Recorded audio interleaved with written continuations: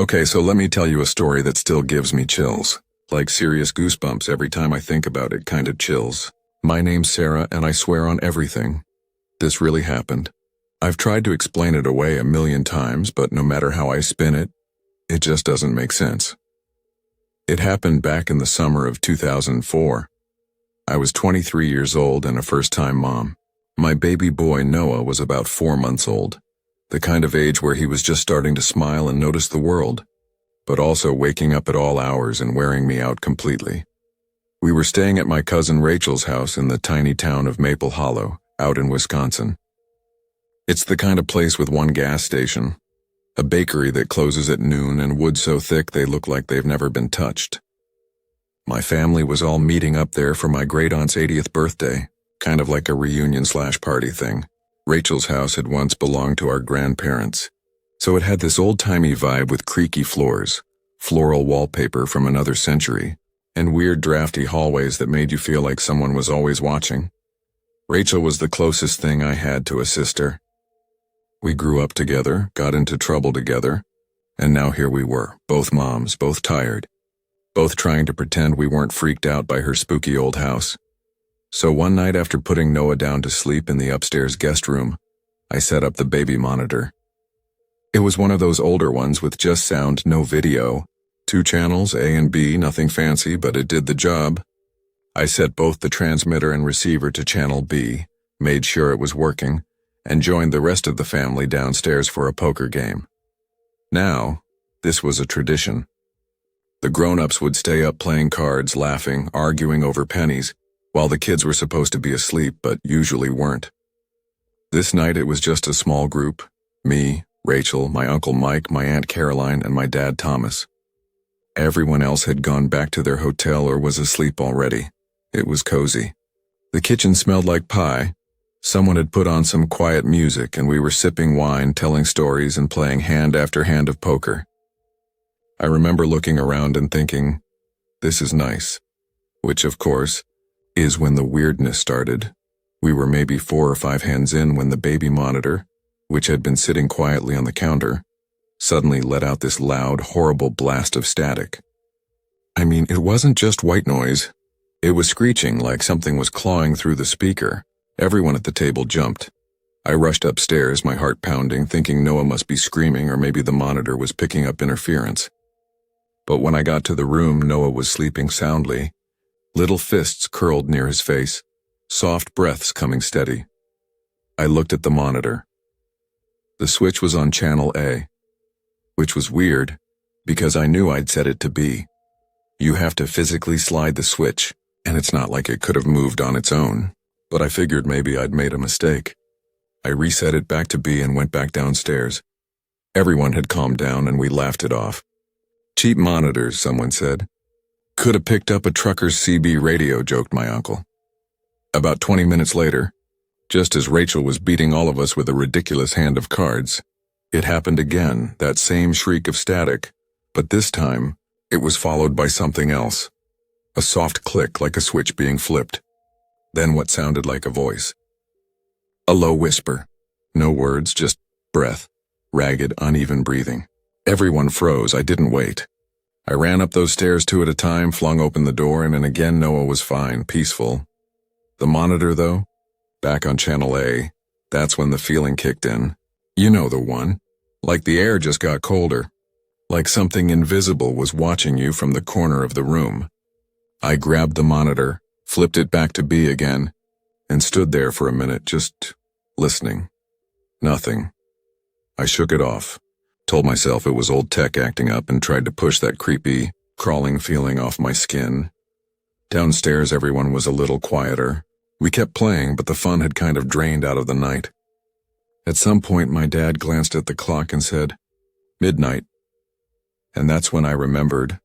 It was his birthday. I was just about to wish him a happy one when the cuckoo clock in the living room suddenly sprang to life. Now let me pause here for a second. That clock hadn't worked in years. It was this old wooden thing, shaped like a little house with a bird that was supposed to pop out on the hour, but it had been broken forever. The little bird never chirped anymore, and Rachel swore the thing was just for decoration, but there it was, clunk, click, then Cuckoo, cuckoo, cuckoo, 12 times. Slow, hollow, echoing chirps that seemed to stretch way too long between each one. We all just stared at it. The room had gone completely still. No one moved. My Aunt Caroline's hand was shaking where it rested on her wine glass. Rachel's face had gone pale. "Rachel," I said quietly, "I thought that clock didn't work." "It doesn't," she whispered. "It's not even here anymore." "What?" "I gave it to my sister," she said. "Months ago. After Grandpa passed. I couldn't stand it anymore. The sound. It creeped me out. She took it and stored it in her attic." "But we all heard it," I said. Everyone nodded. That's when the tears started running down Rachel's face. She wasn't someone who cried easily. She looked at me and said, "Do you know what today is?" I was confused for a second. "Yeah, Dad's birthday. It's also the day Grandpa died, 1 year ago, and suddenly it all hit me. The cold spots. The monitor flipping channels. The breathing sounds. The clock chiming. Grandpa loved that clock. He used to sit under it every night and say, 'Let's wait for the cuckoo,' like it was the highlight of his day. He even joked once that when he died he'd come back through it, just to mess with us. At the time we all laughed. It didn't feel funny now. I didn't sleep that night. I kept Noah close. The monitor turned off. Just silence. Heavy, uncomfortable silence.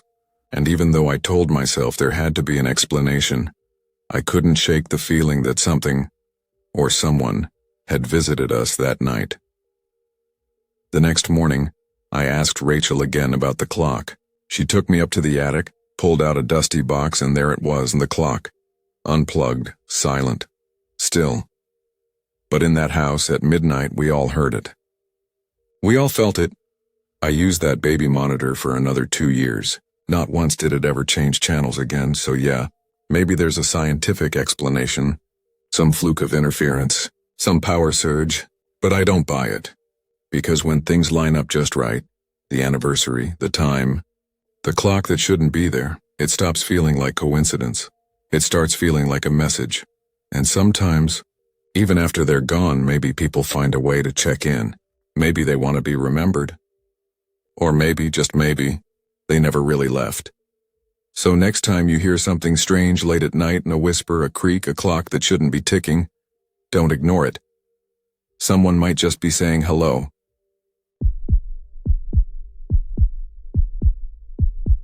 This story happened to my Uncle Ben back in 2004, when I was still in middle school. He passed away a few years ago, and not a day goes by that I don't miss him. He was the kind of person you could always count on. Quiet, thoughtful, and the last guy you'd expect to believe in anything spooky. But this one he told only once. And when he did, it was like his whole world had cracked open. Uncle Ben wasn't just my uncle. He was more like a second dad. He wasn't married, didn't have kids of his own, so he poured his heart into helping others. For years, he worked as a part-time hospice chaplain in a little town called Red Hollow, somewhere in upstate New York. It was a place with more deer than people and a weird stillness in the air, like the wind was always holding its breath. He also worked full-time at a lumber yard just outside town. That's where he met Charlie. Charlie was one of those guys who didn't talk much but could make you laugh with a look. He had shaggy brown hair, a crooked smile, and always smelled faintly like sawdust and peppermint gum. They became close pretty fast, grabbed lunch together most days, swapped bad jokes, and played poker once a month with some of the other guys. Then one winter, Charlie's wife, Beth, got sick. Real sick. Cancer. She was only 35. Uncle Ben, with the kind of quiet strength he was known for, started showing up for them, not just dropping off food or checking in, but staying for hours at the hospital, sitting with Beth when Charlie couldn't, talking her through the worst nights. When she passed, Charlie shattered. You could see it in the way he moved slower, like gravity had gotten heavier. Uncle Ben was there for him through it all. But fate didn't let up. 2 years after Beth died, Charlie got his own diagnosis. Stage 4 pancreatic cancer. By the time they found it, there wasn't much to do but make him comfortable. He had 2 kids, Sam and Ellie, barely teens, and he was terrified of leaving them behind. Uncle Ben visited almost every day for over a year. He read to him, sat with him through chemo, And when Charlie couldn't get out of bed anymore, he just sat by his side, sometimes in silence, sometimes talking about stupid stuff like fishing and old cartoons. Charlie passed on a cold Thursday evening in late November. Uncle Ben had been with him that whole day. He said Charlie's last words were, "Don't let them forget me." That night, Uncle Ben got home late. He didn't even eat dinner, just kicked off his boots, dropped his coat on the floor, and collapsed into bed. The house was quiet, dark, and cold in that deep upstate winter kind of way. He told me later that he woke up around 3:42 a.m., though he didn't know why at first. No loud noise, no dream, just awake. And then came the cold. He said it wasn't just chilly. It felt like the heat had been sucked out of the room, like walking into a freezer. He sat up confused, and that's when he noticed the shape standing at the foot of his bed. At first he thought it was a shadow. But his eyes adjusted quickly, and it wasn't a shadow. It was Charlie. But not the Charlie he'd just watched waste away. No sunken cheeks or pale skin. This Charlie looked healthy, maybe even younger than before he got sick. He was standing still, looking right at Ben, but his eyes, Uncle Ben said they weren't quite right. They were too dark, he said, like the pupils had swallowed everything. Do you ever look into someone's eyes and just know they aren't seeing the same world as you? Charlie didn't move, didn't blink, didn't speak, but Ben said he heard him anyway, not out loud but in his head, like a whisper that was inside his thoughts. He told Ben, "I'm okay now. The pain's gone, but I need one more thing." Ben couldn't speak. His body felt locked in place like sleep paralysis, but he was fully awake. His heart thudded like a hammer in his chest. He said he could hear it echo in his ears. Charlie took a step closer. The room got even colder. The windows started to fog. Ben said it felt like all the air had been sucked out of the house, and then Charlie said something else. Again, not with his mouth. "Don't forget. Don't let them forget." And then just like that, he smiled. But it wasn't a warm smile. It wasn't Charlie's usual lopsided grin. It was wide, too wide, like it was stretched, and his teeth. Ben said they looked wrong. They were perfect, straight, white, not like human teeth. More like mannequin teeth. Something fake trying real hard to look real. Then in a blink, Charlie vanished. No slow fade, no swirl of light, just gone. Ben sat frozen in bed for what felt like hours, sweat soaking through his shirt, even though the room still felt like a meat locker. He didn't sleep the rest of the night. When the sun came up, everything was back to normal. The house was warm again. No fogged windows. No signs anyone had been there. But one thing had changed. On the windowsill, sitting neatly like someone had placed it there, was a peppermint candy. The same kind Charlie always kept in his pocket. Uncle Ben never told anyone else about that night except me. And even when he told me, he made me promise not to tell the rest of the family until after he was gone. It wasn't a dream, he told me. It was something else. Something real. I don't know what he was, but it wasn't the Charlie I knew. Not exactly. He spent the rest of his life visiting Sam and Ellie even after they moved out of state. Every year, on the day Charlie died, he sent them a letter with a photo and a little story about their dad. He never let them forget. And maybe that's what Charlie wanted. Still, sometimes I wonder what would have happened if Ben hadn't listened. Would Charlie have come back again? Would he have asked louder? I keep a peppermint candy on my desk now, just in case, because sometimes in the quiet part of the night I think I hear whispering, and I don't ever want to find out what happens if someone forgets.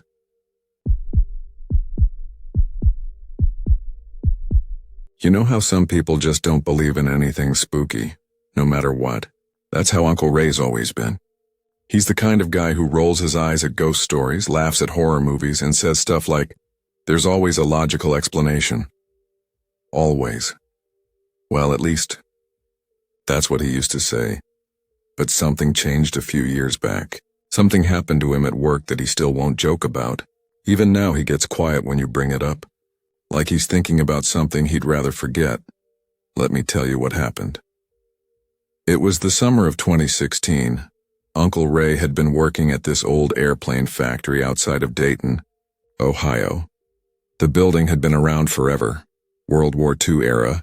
full of dust and creaky pipes and echoey hallways. Ray was a parts painter.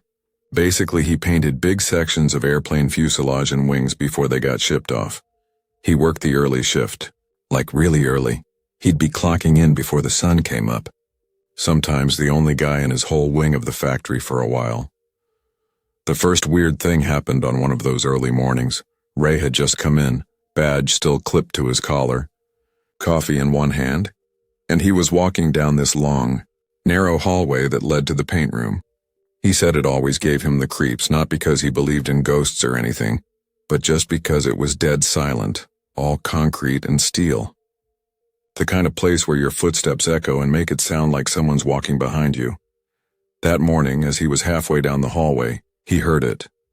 A voice. Clear as day. Hey. Just one word. Loud, sharp, and way too close. Ray froze. He turned around, expecting to see one of the other guys playing a prank, or maybe his supervisor checking in early. But the hallway was empty. Totally empty. He stood there for a few seconds, waiting, nothing. Then he shrugged it off. Must have been the pipes, he told himself. Old building. Sound travels weird.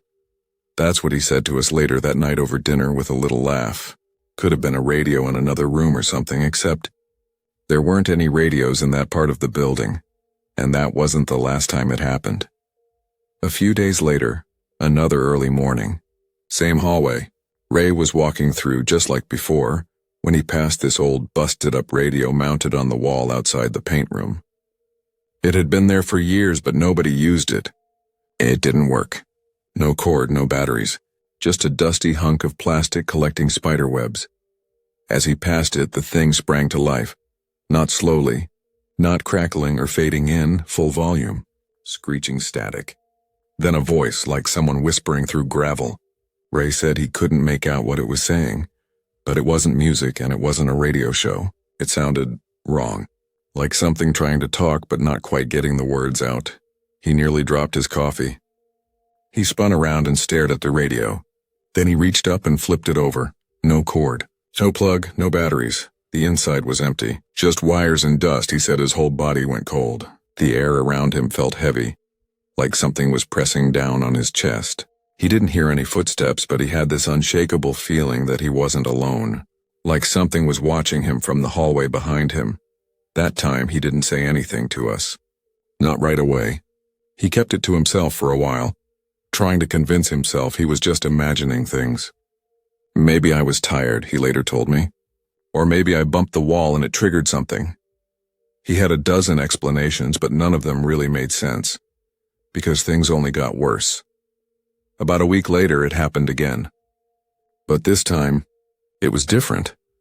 It was near the end of his shift, and Ray was up on a ladder painting a big section of fuselage that had been brought in that morning. The paint room was huge, giant ceilings, steel beams, empty corners where sound just kind of disappeared. He was maybe 10 feet off the ground, roller in hand, humming to himself. Then he heard it. Not a shout, not static, a voice. Right behind him, calm, clear, close. Ray. Not yelling, not whispering, just calling his name. He nearly lost his balance. Caught himself just in time, heart pounding. He turned to look down and no one was there. The room was empty. Still air. No footsteps. No one calling a prank. And here's the thing that got him. Whoever or whatever said his name, they called him Ray. Not Raymond, like the name on his work badge. Not Mr. Hammond, like the supervisors called him. Just Ray, only friends and family call him that. He climbed down, shaking. He didn't finish the job. Just told his boss he wasn't feeling well and went home early. That night, he finally told us everything. He sat at the kitchen table, hands wrapped around a mug of tea, like it was holding him together. His voice was quiet when he talked, and I could tell he wasn't messing with us. Uncle Ray doesn't scare easy, but that night he looked like a guy who had seen something he couldn't explain and didn't want to. There's something wrong in that building, he said. Something in that hallway, in that paint room. He didn't go into work for a few days after that, called in sick even though he wasn't. And when he finally went back, he requested to transfer to another part of the plant.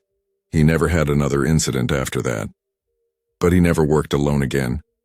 Either. I've asked him about it a few times since then. Just little questions like, do you really think it was a ghost? Or do you still hear things? But he always dodges the question. He doesn't joke about it. He doesn't try to explain it away anymore either. Not with science, not with logic, not even with tiredness or stress. He just says, some things don't make sense, and maybe they're not supposed to. Sometimes I wonder what would have happened if he'd stayed in that hallway a little longer that first morning, or if he hadn't looked behind him when he was on the ladder. What if he'd answered the voice? What if it had answered back? We'll probably never know, but one thing's for sure. That old radio never worked again, and Uncle Ray never walks into a room without checking behind him.